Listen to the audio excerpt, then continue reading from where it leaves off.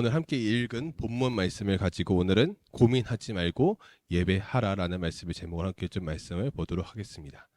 네, 고민하지 말고 예배하라. 우리가 지난 시간 통해서 배웠던 것이 무엇이었냐? 가인과 아벨의 제사의 다른 모습을 보면서 그 어떠한 모습이냐의 그 차이도 굉장히 중요하다는 것을 보았죠.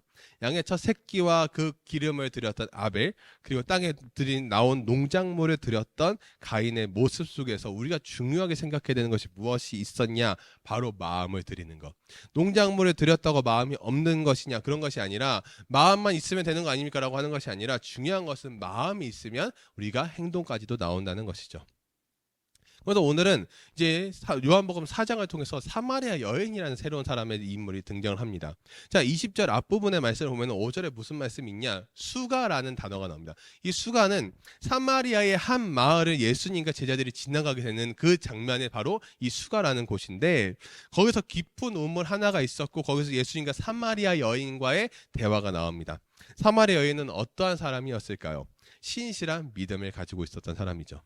예수님께서는 여행에 피곤하여 우물가에 앉으신 그 시간이 몇 시냐? 제6시 풀면 12시였어요. 난 12시. 쉽게 생각하면 여러분, 지금 6월 말, 7월, 8월 엄청 더운 무더위와 막 장마가 계속 되잖아요. 근데 그 시점 속에서 너무 더운데 난 12시에 나온다 생각해봐요. 어떨까요? 오, 너무 시원해요. 막 날씨가 너무 무더위, 막 이런 거 안 하잖아요. 더우면 어떡하죠? 짜증이 나고 답답하고 그 12시. 그 12시를 생각하면서 이 말씀을 생각해 보자는 거예요. 물을 뚫어 나온 사람들이 없었을 그 당시에 사마리아 여인 한 명만 나온 거예요. 그러면서 당시 제자들은요, 먹을 것을 사러 마을에 들어갔고 예수님과 지금 사마리아 여인밖에 없는 상황입니다. 근데 예수님의 사마리아 여인의 대답은 어땠냐? 9절에 보니까 이렇게 나와 있어요. 예수께서 대답하여 이르시되 네가 만일 하나님의 선물과 또 내게 물 좀 달라 하는 이가 누구인 줄 알았더라면 네가 그에게 구하였을 것이요 그가 생수를 내게 주었을 것이라. 네. 10절입니다. 이건 잘못 나온 거예요. 10절이고 9절은 제가 읽으면요. 사마리아 여자가 이르되 당신은 유대인으로서 어찌하여 사마리아 여자인 나에게 물을 달라 하나이까 하니 이는 유대인이 사마리아인과 상종하지 아니함이러라. 사마리아 여인은요, 예수님 즉 본인과는 전혀 다른 사람이라는 인종적인 관점을 통해서 이야기를 하고 있는 장면인 거예요. 그러면 10절에 방금 읽은 것처럼 오탄데 참고하셔서 보시길 바랍니다. 예수께서 대답하여 이르시되 네가 만일 하나님의 선물과 또 내게 물 좀 달라 하는 이가 누구인 줄 알았더라면 네가 그에게 구하였을 것이요 그가 생수를 누구에게 주었으리라? 내게 주었으리라. 하나님의 선물을 알고 또 물을 달라 하는 사람이 누구인 줄 알았더라면 도리어 네가 그에게 부탁하였을 것이고 그가 내게 생수를 주었을 것이라고 하죠. 즉 여기서의 선물은 어떤 것을 말하냐? 구원입니다. 구원. 구원이라는 선물이 사마리아 여인에게 주어지고 있다는 것이죠. 그러나 사마리아 여인의 상황은 예수님이 전혀 알지 못하는 누군지 모르는 상황이 바로 지금 사마리아 여인에게 있다는 것이죠. 12절에 보니까 이렇게 나와 있습니다. 12절에 보니까요. 우리 조상 야곱이 이 우물을 우리에게 주셨고 또 여기서 자기와 자기 아들들과 짐승이 다 마셨는데 당신이 야곱보다 더 크나이까? 질문이에요. 너 야곱보다 커? 지금 질문하는 거예요. 지금 무엇을 말할까요? 예수님에 대해서 모르고 있기 때문에 자기가 알고 있는 조상 야곱보다 크시냐는 것을 물어보고 있는 장면이 바로 오늘의 본문 장면인 거죠. 그러면서 예수님께서는 무엇을 말씀하십니까? 그녀의 죄의 문제를 지적하시면서 죄에 대한 회개가 없으면 하나님께서 거저주시는 생수를 받아 먹을 수 없다는 사실을 이야기하고 있어요. 16절에서 18절까지가 그를 얘기를 하고 있죠. 그러면서 20절과 21절에 보니까 이렇게 나와 있어요. 우리 조상들은 이 산에서 예배하였는데 당신들의 말은 예배할 곳이 예루살렘에 있다 하더이다. 예수께서 이르시되 여자여 내 말을 믿으라. 이 산에서도 말고 예루살렘에서도 말고 너희가 아버지께 예배할 때가 이르니라.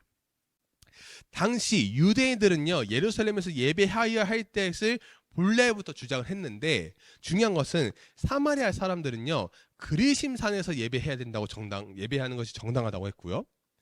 그리고 나눠진다는 거예요. 예루살렘은 유대인은 예루살렘, 사마리아 사람은 그리심산. 서로 나눠지는 이 상황 속에서 예수님께서는 해답을 주시죠. 그리심산, 예루살렘 어디든 할 거 없이 오직 어디서든 하나님을 아버지를 알고 영적인 예배를 드려라. 지금 이때가 왔다. 그러면서 오늘 말씀을 통해서 두 가지를 좀 보고 마무리 지을 건데요. 첫 번째는 무엇이냐? 저를 한번 따라할까요? 나는 예배자입니다. 나는 예배자입니다. 즉, 한번 전 이 문구가 너무 좋아요. 한번 저를 따라할까요? 나는 학교에서도 예배자입니다. 나는 학원에서도 예배자입니다. 나는 집에서도 예배자입니다. 나는 어디서든 예배자입니다. 나는 학교, 학원, 집 어디서든 예배자입니다라는 고백이 우리의 입술에서 나오길 바랍니다. 우리가 장소를 따져서 드릴 수 있는 예배는 없다는 거예요. 지난주에 제가 지난번에 얘기했듯이 우리의 마음의 중심이 중요하다는 것이고 하나님이 원하시는 것은 우리의 마음이신 것 때문에 우리의 마음에서 우러나는 예배가 되어야 된다는 것이죠. 그러면요, 마음으로 드리는 예배가 무엇일까요? 제가 챗 GPT, 요즘 굉장히 핫한 챗 GPT한테 물어봤어요. 야, 마음으로 드리는 예배가 무엇이야? 라고 제가 검색을 해보니까 이렇게 나오더라고요. 마음으로 드리는 예배란 종교적인 신앙심이나 경건한 마음을 갖고 실천하는 예배의 형태를 말합니다.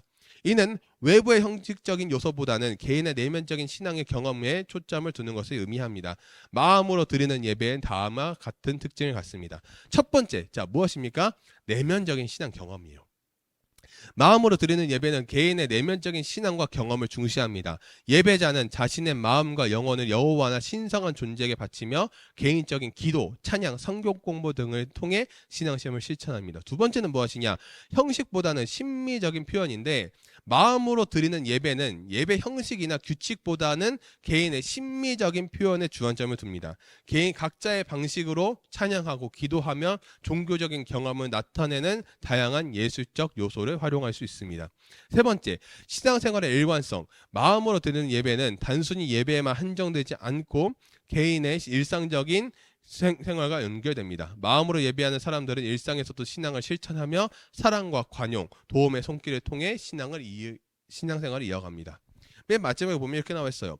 마음으로 드리는 예배는 종교나 신앙의 종류에 따라 다양한 형태를 가질 수 있으며 예배자 개인의 선호나 신앙적 경험을 따라 다를 수 있습니다. 중요한 점은 마음으로 예배하는 과정에서 개인의 신앙을 실천하고 신앙생활을 풍요롭게 하는 것입니다. 이것은 하나의 종교책 이런 것을 갖고 온 것이 아니라 챗 GPT한테 물어본 거예요. 이렇게 나와 있다는 거예요. 내면의 신앙을 강조하고요. 형식보다는 마음을 강조하고 신앙생활의 일관성을 강조하고 있다는 거예요. 그러면서 우리가 생각해야 될 것이 무엇이냐? 신앙의 일관성이 무엇이냐는 거예요. 어디서든 예배하고 어디서든 찬양할 수 있는 그 신앙의 일관성이 어떻게 되냐? 중요한 것은요, 왜 우리가 예배자가 되기 어려울까? 저는 이것을 두 가지를 보고 싶은데, 첫 번째는 무엇이냐? 내 생각으로 예배를 형성하기 때문이에요. 탐 크라우터가 쓴 우리의 예배를 받을 수 있는 12가지의 이유, 이 책에서 어떻게 나와 있냐? 좀 작긴 한데 대부분의 사람들은 진정한 성경적인 관점이 아닌 자기 생각이나 다른 사람들의 경험에서 예배에 대한 자신의 생각을 형성한다고 하죠. 즉, 예배자가 되기 어려운 이유는 내가 결정한 예배, 내가 만든 예배, 내가 만든 하나님이 있기 때문에 성경적인 관점이 아니라 내 관점대로 바라본다는 거예요. 그럼 두 번째가 무엇이냐? 바로 예배에 대해 소극적이기 때문이에요. 예배는요, 적극적인 면이 필요합니다. 마음에서 출발해야 되는데 이 마음은 무엇일까요? 소극이에요. 그러면 마음으로부터 시작되는 거지만 마음으로 하나 더 넘어가는 것은 적극적인 것은 무엇을 말할까요? 행동이라는 거예요. 마음과 행동 모두가 있어야 된다는 것이죠. 동시에 그러면 이 마음과 행동이 있기 위해서 우리에게 필요한 것이 무엇이냐? 딱 한 단어로 보면 사랑입니다. 사랑. 예배에 대한 지식은 계속해서 쌓아가고 있다면 예배의 대상인 하나님을 사랑해야죠. 우리는 예배자입니다. 부르신 곳 어디에서도 예배자입니다. 두 번째는 무엇일까요? 고민보다 더 크신 하나님을 예배해야 되는 거예요. 고민보다 더 크신. 고민. 예배에 대해서 고민해 본 적은 많이 없을 수 있겠지만 예배에 대해서 고민하다 보면은 답이 나와요. 우리가 뭔가 문제를 풀 때 이 문제가 안 풀리다 고민하면 어떻게 하죠? 고민하다 보면 해답이 나오기 시작한다는 거예요.